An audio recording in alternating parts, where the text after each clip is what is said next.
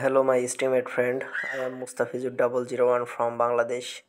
আজকে আমি প্রতিযোগিতায় অংশগ্রহণ করার জন্য আমাদের এলাকার একটা নাস্তার দোকানে হাজির হয়ে গিয়েছিলাম। আসলে এটা একটা রেস্টুরেন্ট।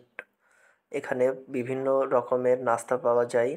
সকাল থেকে শুরু করে সন্ধ্যা পর্যন্ত এই রেস্টুরেন্টে বিভিন্ন ধরনের রান্না হয়ে থাকে, আর এজন্য আমরা সেখানে সব ধরনের নাস্তা করার মতো সুযোগ পেয়ে যাই।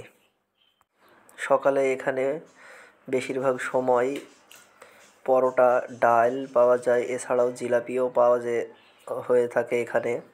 আর দুপুরের দিকে এখানে বিভিন্ন ধরনের মাংসের সাথে সাথে মাছ ইত্যাদি দিয়ে ভাত পাওয়া যায়। আর যদি আপনারা সন্ধ্যা অথবা বিকেলের পরে এখানে আসেন তাহলে পেয়ে যাবেন নান, রুটি, সবজি ইত্যাদি। আসলে এই জায়গাতে আমার আসার পরে অনেক ভালো লেগেছে, আর সবথেকে বেশি ভালো লেগেছে নান রুটি তৈরি করার এই পদ্ধতি দেখে।